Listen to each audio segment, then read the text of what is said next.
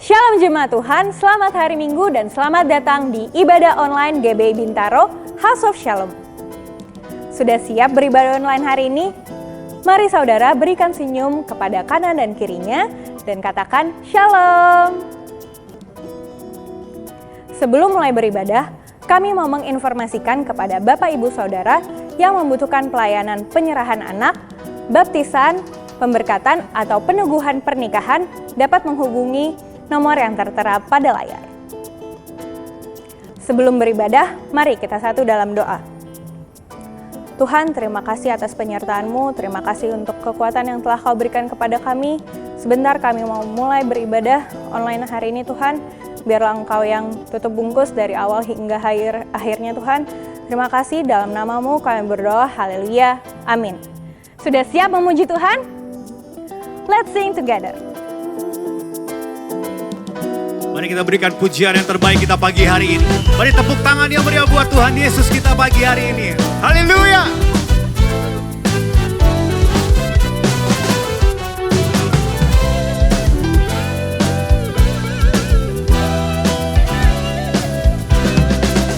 Allah mana yang besar seperti Allah kita. Allah mana yang dahsyat seperti Allah kita. Dia kuat dan penuh kuasa, tiada Allah yang seperti Dia. Allah mana yang besar seperti Allah kita. Allah mana yang dahsyat seperti Allah kita. Dia kuat dan penuh kuasa, tiada Allah yang seperti. Sama-sama katakan, Dia puaskan jiwa yang dahaga. Dia girangkan dengan sukacita. Bersorak-sorai hai semua orang yang takut akan Tuhan.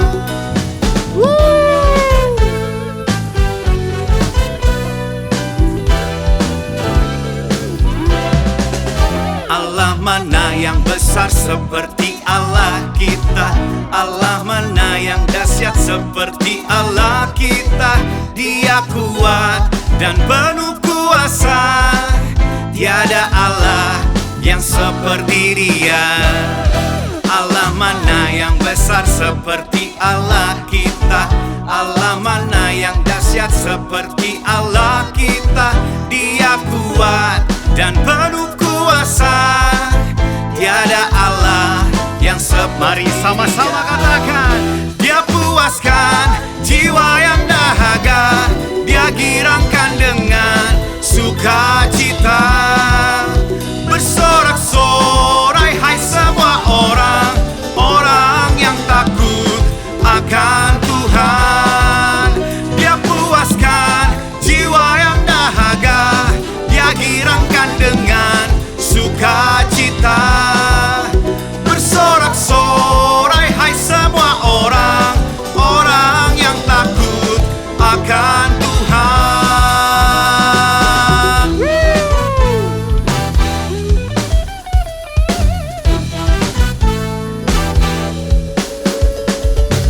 Yeay! Haleluya!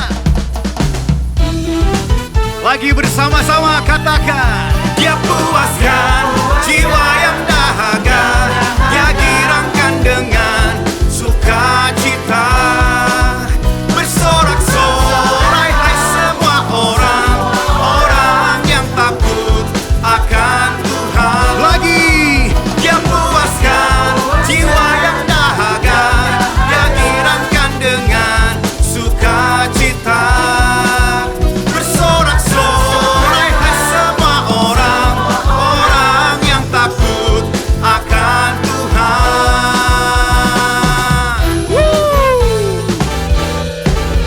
Haleluya! Tepuk tangan dong yang meriah buat Tuhan Yesus. Haleluya, haleluya, haleluya.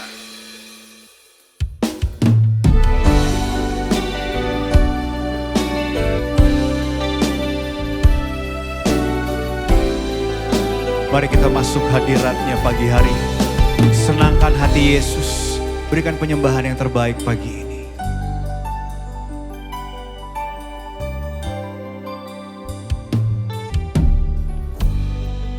Ku masuk ke hadirat-Mu, di tempat kudus-Mu Tuhan. Tiada kata-kata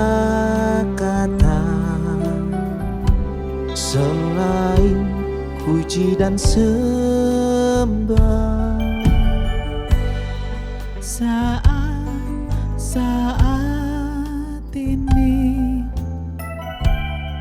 alangkah indahnya Tuhan bersamamu selalu, memuji dan menyembah. Mari sama-sama katakan. Engkau Tuhan pujianku, Engkau Tuhan kemuliaanku, kekudusan-Mu penuhi tempat ini. Ku sembah Kau dalam bait-Mu, ku tersungkur di kaki-Mu, hingga kemuliaan-Mu kan nyata dalamku. Mari sama-sama katakan. Saat ini alangkah indahnya Tuhan, Amin. bersamamu selalu, memuji dan menyembah-Mu. Engkau Tuhan pujianku, Engkau Tuhan kemuliaanku, kekudusan-Mu penuhi tempat ini. Oh, ku sembah Engkau, Ku sembah Kau, amin. Kami tersungkur di kaki-Mu Tuhan. Pagi hari ini kami datang ke hadirat-Mu Tuhan. Kau nyata dalam. Sekali lagi bersama-sama katakan, Engkau Tuhan, Engkau Tuhan pujianku, Engkau Tuhan kemuliaanku, kekudusan-Mu penuhi setiap kami, penuhi di rumah-rumah ya Tuhan. Oh, ku sembah Kau dalam bait-Mu. Kami tersungkur hari ini di kaki-Mu Tuhan Yesus, hingga kemuliaan-Mu kan nyata dalamku.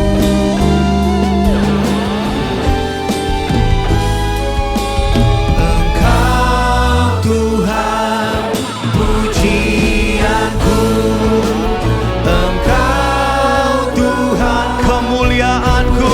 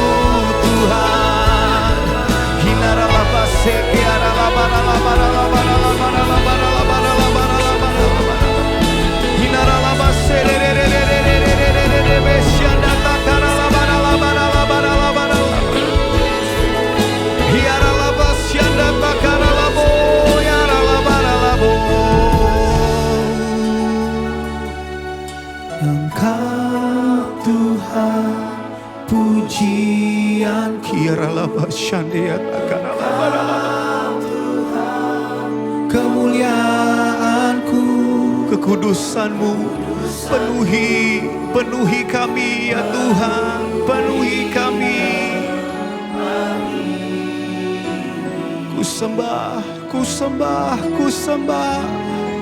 Ku sembah Kau dalam bait-Mu. Kami tersungkur di kaki-Mu ya Tuhan Yesus. Hingga kemuliaan-Mu kan nyata dalamku. Ku sembah Kau ya Bapa, ku sembah Kau ya Tuhan. Ku tinggikan Nama-Mu Yesus. Amin. dalam hidupku selalu. Ku sembah Kau ya Bapa, ku sembah Kau ya Tuhan. Kami tinggikan Nama-Mu Yesus dalam hidupku selalu.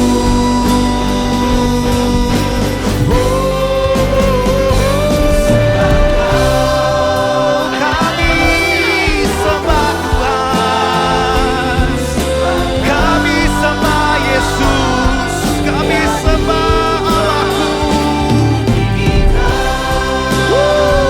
Nama-Mu Yesus dalam hidupku selalu. Dalam hidupku selalu. Dalam hidupku selalu.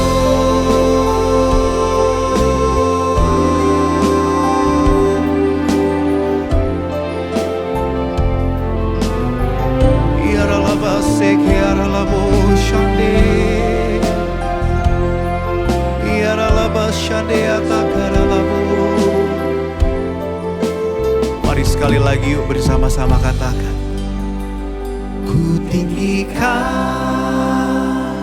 nama-Mu Yesus dalam hidupku selalu. Sekali lagi katakan. Ku tinggikan nama-Mu Yesus dalam hidupku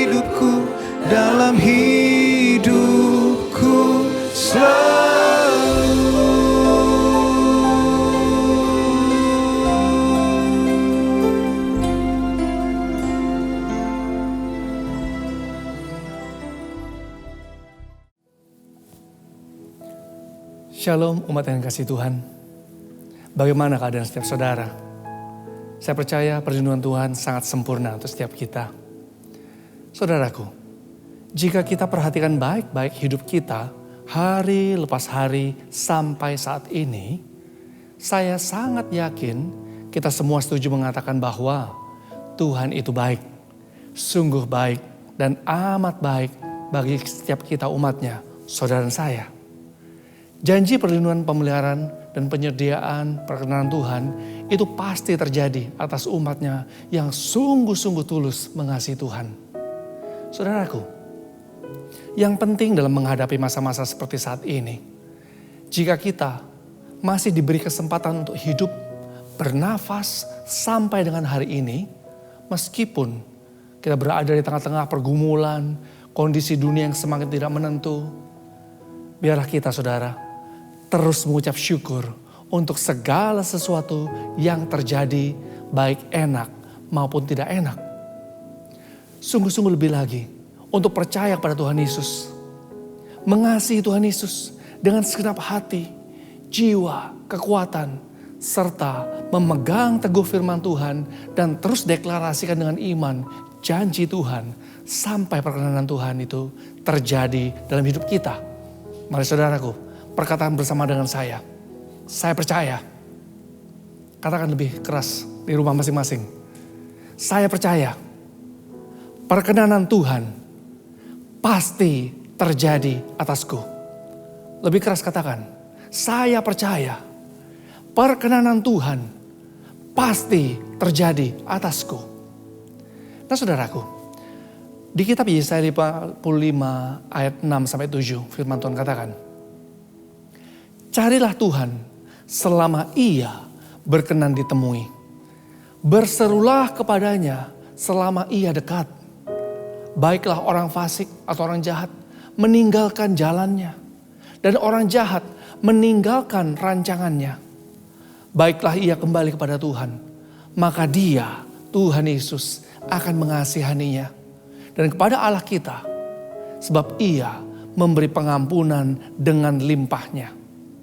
Saudaraku, kembali saya ingatkan.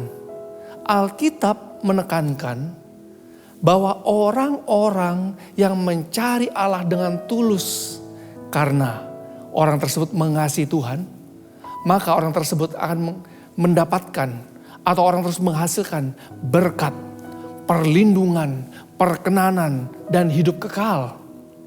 Tetapi saudaraku, orang yang gagal atau orang yang tidak mau mencari Allah itu akan menghasilkan kemerosotan rohani dan hukuman Allah. Alkitab juga mengingatkan dan katakan, kalau kondisi dosa, kejahatan, dan kemurtatan manusia akhir zaman yang dikuasai oleh kegelapan ini meningkat pada puncaknya, sebagai akibat dari orang-orang tersebut tidak mau mencari Allah, maka penghukuman Tuhan itu akan turun. Kemurahan Allah itu akan diganti menjadi hukuman.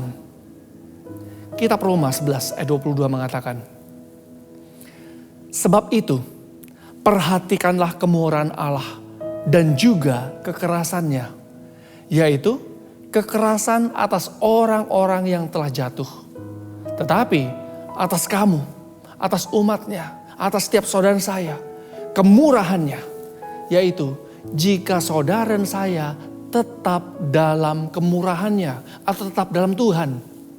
Jika tidak, kamu pun akan dipotong juga. Nah saudaraku, kalau kita perhatikan berita, gak usah lama-lama, mungkin selama 1 bulan terakhir ini saja. Berita-berita mengenai keadaan dunia dan kondisi manusia itu tepat seperti yang dinubuatkan oleh Alkitab. Dan ini yang seperti Alkitab katakan atau nubuatkan benar-benar terjadi dan semakin meningkat pada titik level yang lebih parah.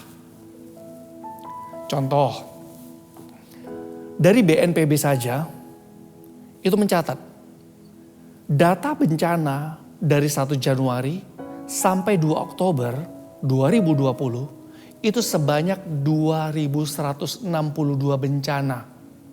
Ini baru bencana-bencana, belum dari hal-hal yang lain.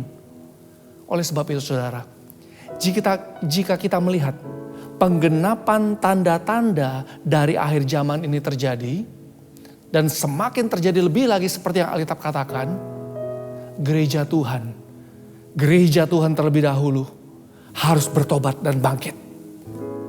Jangan terlena, jangan mengikuti cara hidup dan tawaran dunia.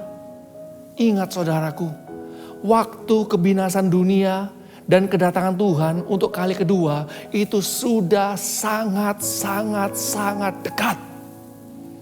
Kembali diingatkan seperti pesan yang lalu.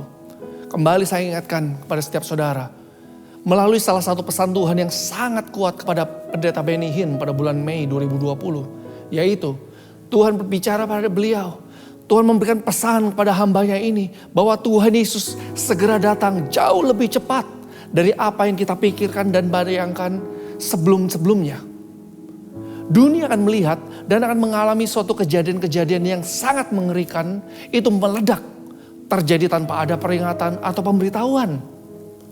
Gereja Tuhan, perhatikan, gereja Tuhan akan diluputkan umat Tuhan yang sungguh-sungguh dengan Tuhan, Tuhan akan luputkan.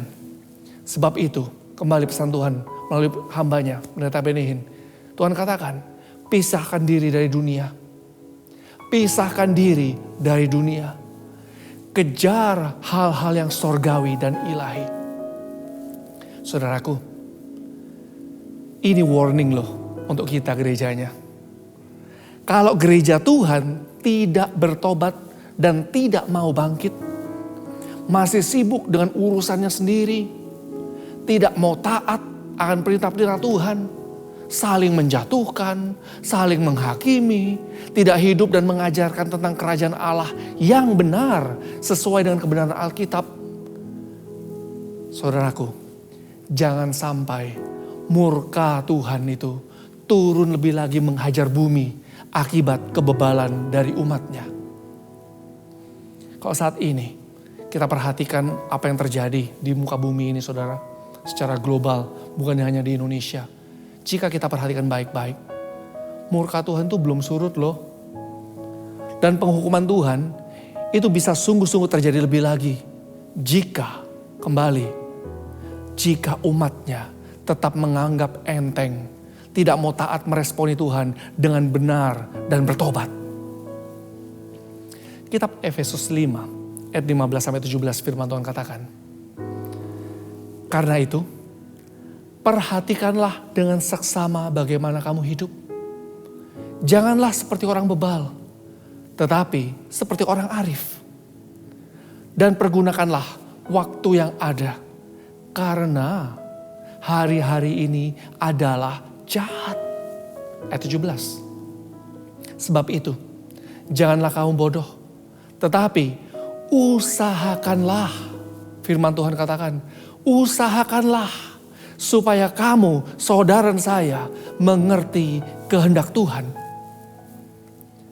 Kitab 1 Yohanes 2 ayat 15-17 firman Tuhan katakan, janganlah kamu mengasihi dunia dan apa yang ada di dalamnya. Jikalau orang mengasihi dunia, maka kasih akan Bapa tidak ada dalam orang itu. Ayat 16. Sebab semua yang ada di dalam dunia, yaitu keinginan daging, keinginan mata, serta keangkuhan hidup, bukanlah berasal dari Bapa, melainkan dari dunia. Dan di ayat 17 katakan, dan dunia ini sedang lenyap dengan keinginannya. Tetapi orang atau umat Tuhan yang melakukan kehendak Allah tetap hidup selama-lamanya. Saya katakan di sorga bersama dengan Tuhan Yesus selama-lamanya. Kembali, mungkin ada di antara saudara ada yang bertanya, apa sih kehendak Allah yang gereja Tuhan harus lakukan pada zaman ini? Salah satunya saudara diingatkan kembali. Salah satunya yaitu melalui pesan Tuhan dari arti rohani tahun Ibrani tahun 5781. Nah jadi gini saudara, tanggal 18 September tahun 2020 setelah matahari tenggelam, bangsa Israel itu memasuki tahun yang baru.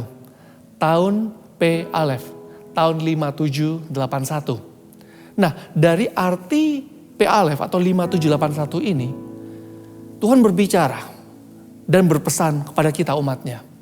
Angka 5 ini saudara, ini berbicara mengenai kasih karunia Tuhan. Angka 7 itu berbicara mengenai kesempurnaan Tuhan. Jadi gak ada yang sempurna di muka ini, hanya Tuhan Yesus. Angka 80 itu berbicara mengenai mulut. Dan angka 1 itu berbicara mengenai satu-satunya Tuhan Allah adalah Yesus sendiri. Dan angka 1 juga berbicara mengenai permulaan yang baru. Jadi saudara, tahun 5781 atau tahun P Alef ini merupakan tahun di mana kasih karunia yang sempurna, yaitu Tuhan Yesus sendiri, itu sedang berbicara kepada umatnya, berbicara kepada saudara dan saya, dan saat-saat ini Tuhan juga sedang berbicara kepada umatnya melalui banyak hal dan banyak cara. Saudaraku, kalau Tuhan katakan Tuhan akan berbicara, Artinya ketika Tuhan berbicara, yang umat Tuhan harus responi adalah, pertama, kita meresponi. Kalau Tuhan berbicara, kita harus lebih banyak mendengar suara dan perintah-perintah Tuhan. Nah saudaraku, untuk mendengar suara dan perintah Tuhan, untuk mengerti suara dan kehendak Tuhan yang benar, itu tidak ada cara lain selain kita harus terus membangun keintiman kita dengan Tuhan. Semakin kita dekat dengan Tuhan, kita intim, mempunyai hubungan yang intim dengan Tuhan, kita bisa tahu isi hati Tuhan, kita bisa tahu beban Tuhan, kita bisa tahu isi pikiran Tuhan. Dan sungguh-sungguh setelah itu saudara, setelah membangun keintiman dengan Tuhan, sungguh-sungguh minta Roh Kudus untuk terus menuntun kita kepada kebenaran firman Tuhan yang benar. Yang kedua, waktu Tuhan berbicara, respon kita sebagai manusia, kita harus belajar banyak diam di kaki Tuhan. Artinya apa? Perhatikan mulut kita. Hati-hati dengan mulut. Belajar untuk menahan mulut kita, untuk tidak berbicara yang sia-sia. Yang ketiga, respon kita sebagai manusia. Di tahun 5781 PALF ini yang melambangkan mulut juga. Dengan mulut kita harus lebih banyak memperkatakan firman Tuhan. Lebih banyak mengucap syukur, berdoa, dan memuji Tuhan. Nah saudaraku, di kitab Pengkhotbah 5 ayat 1-7, firman Tuhan katakan,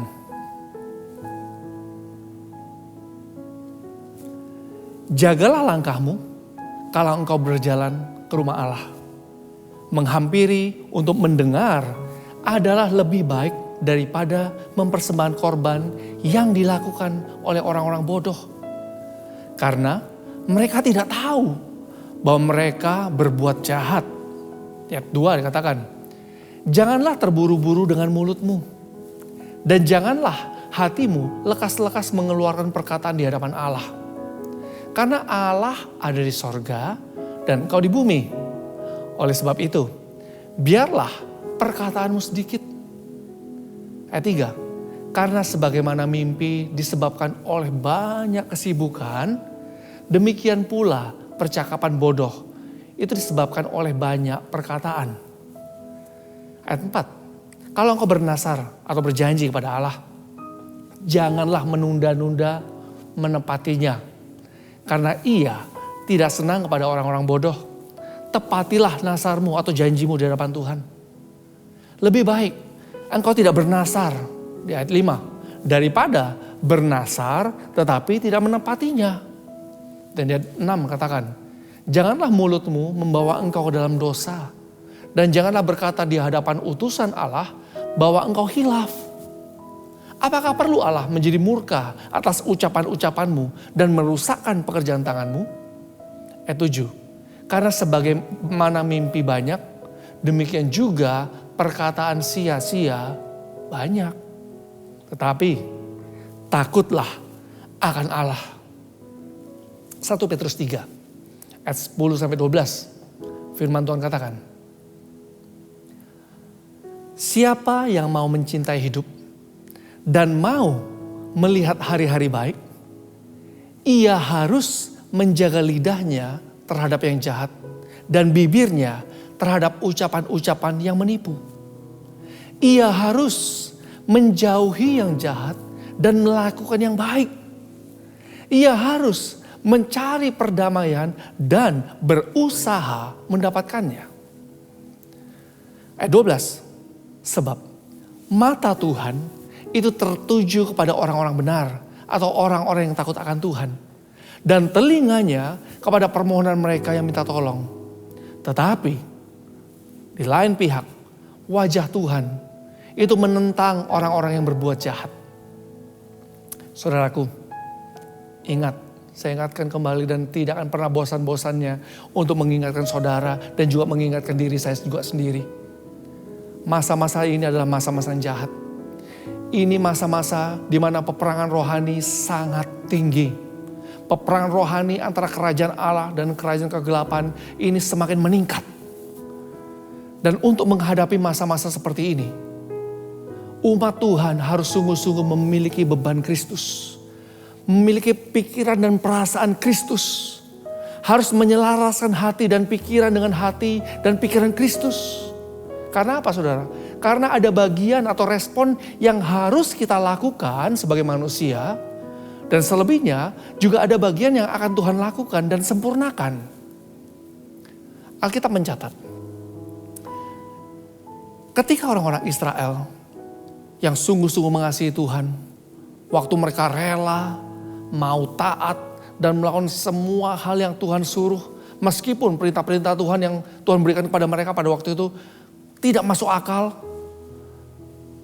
Mereka waktu lakukan itu, mereka melihat dan mengalami mujizat dan perbuatan Allah yang sangat ajaib. Contoh. Nanti saudara baca di kitab Yosua pasal yang ke-6. Ketika Tuhan menyerahkan kota Yerikho pada bangsa Israel. Nah saudara, waktu Tuhan mau menyerahkan kota Yerikho pada bangsa Israel, ada perintah dan cara Tuhan yang tidak masuk akal bagi manusia, yang harus bangsa Israel itu lakukan. Dan waktu bangsa Israel lakukan, mengalami kemenangan dan mujizat demi mujizat. Perintahnya apa? Cara Tuhan bagaimana? Kitab Yosua pasal 6 saudara nanti baca detail di rumah masing-masing setelah ini. Tapi saudara, yang pertama yang Tuhan katakan dan Tuhan suruh pada bangsa Israel, katakan begini, kalau engkau mau mengalami mujizat, engkau mau mengalami kemenangan, selama 6 hari, baik semua prajurit, diikuti juga oleh 7 imam dengan membawa sangkakala dan meniup sangkakala, 7 sangkakala tanduk domba. Mereka disuruh oleh Tuhan untuk mengelilingi kota Yerikho 1 kali saja. Itu dilakukan selama 6 hari. Dan di hari yang ke-7, Tuhan menyuruh mereka mengelilingi kota Yerikho sebanyak 7 kali. Kemudian Tuhan lanjutkan, setiap kali bangsa Israel baik prajurit maupun para imam mereka mengelilingi kota Yerikho, tabut perjanjian Tuhan yang melambangkan kehadiran Tuhan sendiri itu juga harus dibawa oleh para imam pengangkat tabut. Dan di ayat 10 dari Yosua 6 katakan, firman Tuhan katakan, tetapi Yosua telah memerintahkan bangsa itu demikian. Ini perintah yang berikutnya yang Tuhan suruh mereka lakukan. Dikatakan, janganlah bersorak. Janganlah perdengarkan suaramu. Sepatah kata pun janganlah keluar dari mulutmu. Sampai pada hari aku mengatakan padamu, bersoraklah, maka kamu harus bersorak. Ini mereka harus lakukan saudara. Selama 7 hari mereka mengelilingi kota Yerikho. Sampai mereka mendengar perintah dan suara sangkakala untuk apa? Bersorak-sorai. Perhatikan saudara. Perintah Tuhan seperti ini, itu bagi manusia, bagi akal sehat manusia, sepertinya Tuhan ini rasanya kok gak masuk akal ya. Tetapi ketika bangsa Israel mau mendengar, taat, percaya, mengikuti perintah-perintah Tuhan dengan tepat, meskipun perintah-perintah Tuhan itu tidak masuk akal manusia, bangsa Israel mengalami yang namanya mujizat, kemenangan. Mereka mengalahkan dan merebut Yerikho.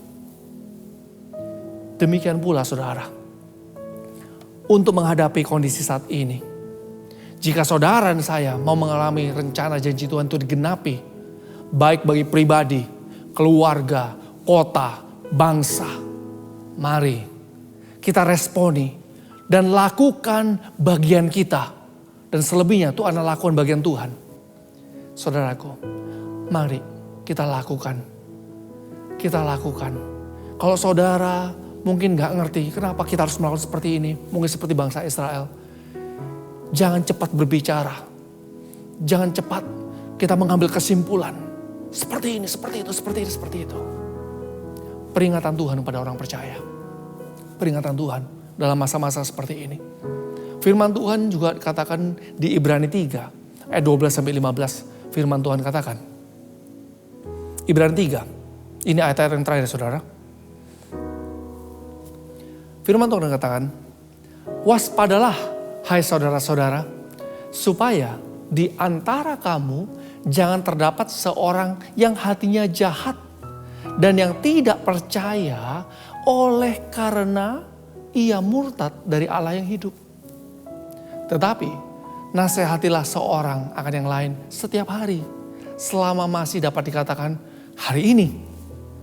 Supaya jangan ada di antara kamu yang menjadi tegar hatinya karena tipu daya dosa. Karena, 14, kita telah beroleh bagian dalam Kristus. Asal saja kita teguh berpegang sampai kepada akhirnya pada keyakinan iman kita yang semula. Tetapi apabila pernah dikatakan pada hari ini, jika kamu mendengar suaranya, janganlah keraskan hatimu seperti dalam kegeraman. Siapakah mereka yang membangkitkan amarah Allah sekalipun mereka mendengar suaranya? Bukankah mereka semua yang keluar dari Mesir di bawah pimpinan Musa? Ayat 17. Dan siapakah yang Tuhan murkai 40 tahun lamanya? Bukankah mereka yang berbuat dosa dan yang mayatnya bergelimpangan di padang gurun? Dan siapakah yang telah ia sumpahi bahwa mereka takkan masuk ke tempat perhentiannya, yaitu surga mulia? Bukankah mereka yang tidak taat? Ayat 19. Demikianlah kita lihat bahwa mereka tidak dapat masuk oleh karena ketidakpercayaan mereka. Hal-hal di atas ini, saudara, ini kembali mengingatkan kita, apa sih fokus dan prioritas hidup ini? Apa sih fokus prioritas hidup yang saudara dan saya, gereja Tuhan, harus lakukan hari-hari terakhir ini? Tuhan melalui firman-Nya sudah terus memperingatkan gerejanya, supaya gereja Tuhan, saudara saya, jangan sampai meleset atau salah prioritas fokus hidup dengan mengejar apa? Kesenangan dunia, sibuk mengejar hal-hal yang sementara. Tuhan kembali mengingatkan, yuk dalam masa-masa seperti ini, prioritas hidup yang harus kita lakukan sungguh-sungguh, selaraskan terus hidup kita dengan Tuhan. Sungguh-sungguh rendahkan diri kita di hadapan Tuhan. Mengasihi Tuhan, mencari wajah Tuhan, berusaha sungguh-sungguh hidup berkenan di hadapan Tuhan. Dan usahakan juga untuk melakukan kehendak Allah pada zaman ini. Sungguh-sungguh terus persiapkan diri, berjaga-jaga untuk pengangkatan atau rapture. Karena ini bisa terjadi segala waktu. Mari saudara, lakukan bagian kita. Kasih Tuhan lebih lagi. Percaya dengan iman bahwa perkenanan Tuhan, perlindungan Tuhan, pemeliharaan Tuhan itu pasti terjadi sempurna untuk saudara saya. Amin.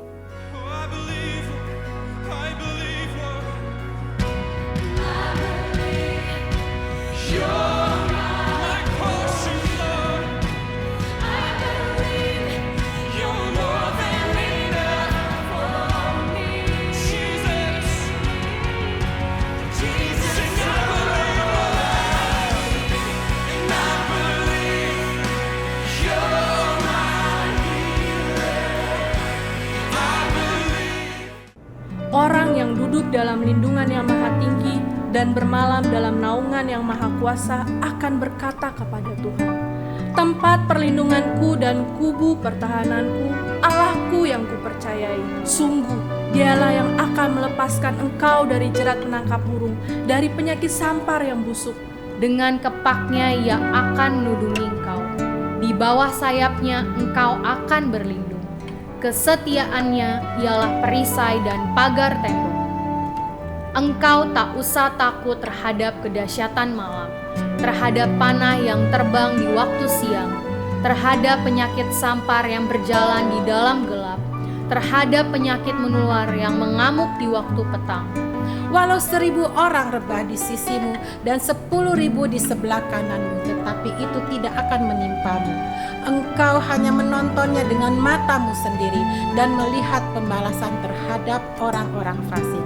Sebab Tuhan ialah tempat perlindunganmu, yang maha tinggi telah kau buat tempat perteduhanmu. Malapetaka tidak akan menimpa kamu, dan tulah tidak akan mendekat kepada kemahmu. Sebab malaikat-malaikatnya akan diperintahkannya kepadamu untuk menjaga engkau di segala jalanmu. Mereka akan menatang engkau di atas tangannya, supaya kakimu jangan terantuk kepada batu. Singa dan ular tedung akan kau langkahi. Engkau akan menginjak anak singa dan ular naga. Sungguh, hatinya melekat kepadaku, maka aku akan meluputkannya. Aku akan membentenginya sebab ia mengenal namaku. Bila ia berseru kepadaku, aku akan menjawab. Aku akan menyertai dia dalam kesesakan. Aku akan meluputkannya dan memuliakan. Dengan panjang umur akan kukenyangkan dia, dan akan kuperlihatkan kepadanya keselamatan daripadaku. Mari kita deklarasikan apa yang dimaksudkan dengan Pentakosta ketiga. 1. Pentakosta ketiga adalah pencurahan Roh Kudus yang dahsyat di zaman now, melebihi yang terjadi di Azusa Street. 2. Pentakosta ketiga akan mengakibatkan penuaian jiwa yang terbesar dan yang terakhir sebelum Tuhan Yesus datang kembali. 3. Pentakosta ketiga akan membangkitkan generasi Yeremia, yaitu anak-anak muda yang dipenuhi oleh Roh Kudus, cinta mati-matian kepada Tuhan Yesus, dan tidak kompromi terhadap dosa, dan akan bergerak untuk memenangkan jiwa. 4. Pentakosta ketiga lahir di Indonesia dan bergerak ke bangsa-bangsa. Gerakan ini dari timur ke barat dan akan kembali lagi ke Yerusalem. 5. Pentakosta ketiga akan memberikan kuasa untuk menyelesaikan amanat agung, dan setelah itu Tuhan Yesus datang kembali. Shalom, apa kabar saudara? Kita percaya kita selalu di dalam keadaan yang luar biasa. Pada VOP kali ini, kita akan membahas mengenai kekudusan seksualitas atau sexual purity. Sebagai generasi Yeremia, setiap kita wajib menjaga kekudusan, khususnya kekudusan seksualitas. Namun sebuah riset yang diterbitkan lembaga independen pada tahun 2019 menyebutkan 33% remaja sudah melakukan hubungan seks di luar nikah. Hal ini bisa diakibatkan karena kurangnya pemahaman anak-anak muda akan prinsip-prinsip seksualitas yang benar. Maka dari itu, kita sebagai anak muda harus mengerti tentang hubungan seksualitas yang benar menurut Alkitab. Kita percaya Tuhan menciptakan hubungan seksual itu sakral dan kudus di hadapan Tuhan. Sehingga hubungan seksual hanya boleh dinikmati di dalam komitmen pernikahan. Hal ini dikarenakan hubungan seksual adalah anugerah Allah yang indah untuk dinikmati oleh sepasang suami dan istri yang sah dan sudah diberkati di dalam komitmen pernikahan. Firman Allah juga menekankan bahwa hubungan seksual bukanlah berasal dan akibat dari dosa, melainkan hubungan seksual diberikan di dalam pernikahan untuk menghindari percabulan. Prinsip yang lain adalah hubungan seksual harus dipersembahkan untuk kemuliaan Allah. Kita harus mengerti bahwa hubungan seksual bukanlah sekedar kepuasan fisik semata, namun hubungan seksual memberikan pengertian hubungan yang mendalam antara suami dan istri. Karena hubungan suami dan istri adalah gambaran hubungan Kristus dengan jemaatnya. Setelah mengerti prinsip kekudusan seksualitas yang benar, selanjutnya penting bagi kita anak-anak muda untuk memulai dan menjalani hubungan pranikah atau berpacaran secara bertanggung jawab di hadapan Tuhan. Ada beberapa perbedaan yang paling mendasar dari hubungan pranikah atau pacaran secara duniawi dan hubungan yang bertanggung jawab di hadapan Tuhan. Perbedaan pertama adalah pacaran duniawi hanya bertujuan mencari pengalaman dan kenikmatan dalam percintaan saja. Namun pacaran yang bertanggung jawab kepada Tuhan melihat hubungan pacaran sebagai persiapan untuk menuju ke arah pernikahan. Perbedaan kedua adalah pacaran menurut dunia hanya mengutamakan keintiman dan kepuasan fisik. Tetapi pacaran yang benar harus mengutamakan keintiman rohani dan emosi. Perbedaan ketiga adalah dalam hal komitmen, hubungan pacaran secara dunia hanya berorientasi kepada masa kini. sehingga mudah terjadi perpisahan ketika timbul konflik. Namun hubungan pranikah yang bertanggung jawab kepada Tuhan harus berorientasi kepada masa depan. Perbedaan-perbedaan ini adalah dasar untuk kita membatasi segala bentuk keintiman jasmani dengan kesadaran bahwa hubungan pacaran atau pranikah belumlah mengikat. Mengapa penting untuk setiap kita menjaga kekudusan, khususnya kekudusan seksualitas? Firman Tuhan di dalam 1 Korintus 6 ayat 19 dan 20 berkata, "Atau tidak tahukah kamu bahwa tubuhmu adalah bait Roh Kudus yang diam di dalam kamu? Roh Kudus yang kamu peroleh dari Allah, dan bahwa kamu bukan milik kamu sendiri, sebab kamu telah dibeli dan harganya telah lunas dibayar. Karena itu, muliakanlah Allah dengan tubuhmu." Kita harus mengerti bahwa tubuh kita adalah bait Roh Kudus dan Tuhan sudah menebus setiap kita. Sehingga sudah seharusnya kita memuliakan Allah dengan tubuh kita. Dan salah satu caranya adalah menjaga kekudusan, khususnya kekudusan seksualitas. Menjaga kekudusan juga adalah bentuk ketaatan kita kepada Allah.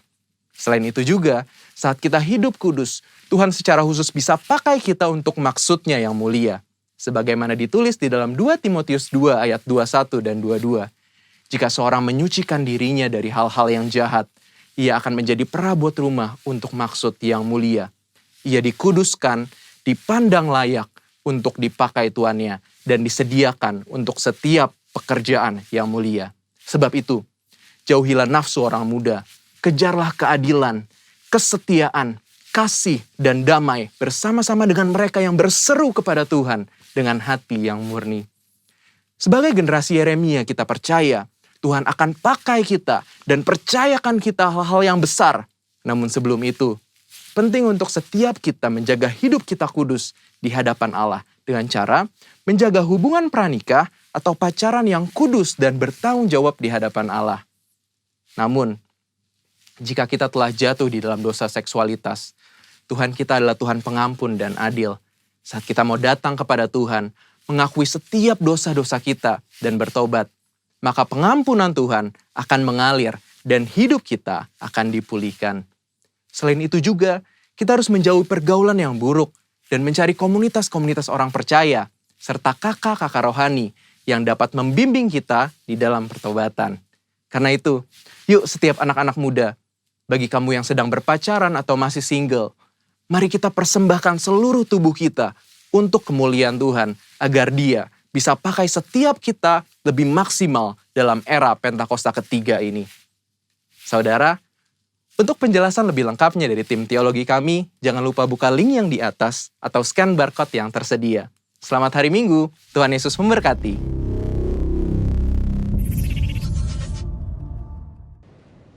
Sebelum kita mengakhiri ibadah kita, hari ini mari kita sama-sama berdoa. Bapa, terima kasih, kami bersyukur Bapa di hadapan-Mu untuk firman yang kami boleh terima Tuhan. Biar firman boleh menguatkan kami. Biar firman yang kami boleh terima Tuhan, boleh membangkitkan iman kami kepada-Mu Tuhan Yesus. Terima kasih buat hamba-Mu Tuhan, yang Kau sudah pakai menjadi berkat buat kami semua. Urapi hamba-Mu Tuhan. Sertai hamba-Mu Tuhan. Di dalam segala pelayanan-pelayanannya, Tuhan jaga, lindungi senantiasa. Berkati keluarganya. Terima kasih Bapak. Kami juga terus berdoa buat gembala sidang kami, keempat wakil gembala sidang, beserta keluarga mereka masing-masing, karayon kami, gembala kami Tuhan di GB Bintaro Sob Shalom, beserta keluarga. Oh Tuhan, mari Bapak Engkau berkati, jagai, lindungi senantiasa mereka semua Tuhan. Biar Tuhan Engkau yang terus menyertai akan setiap pelayanan-pelayanan mereka. Kemanapun Engkau percayakan, Tuhan menyertai mereka semua. Bahkan sampai dengan gembala-gembala kul yang ada, Tuhan jaga, lindungi senantiasa Bapak. Terima kasih Tuhan. Terima kasih Bapak. Terima kasih, kami juga terus berdoa buat bangsa kami, negara kami Tuhan. Kami minta lawatan Allah. Kami minta penyertaan Allah turun atas bangsa kami Tuhan. Istimewa di dalam hari-hari ini menghadapi hari-hari pilkada Tuhan.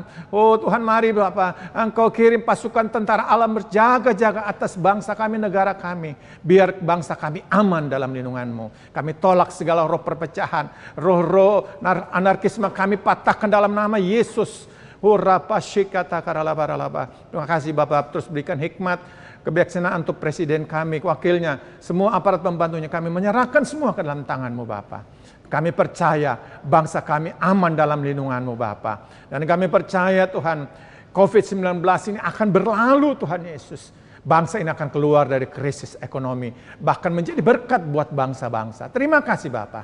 Kami bersyukur Tuhan.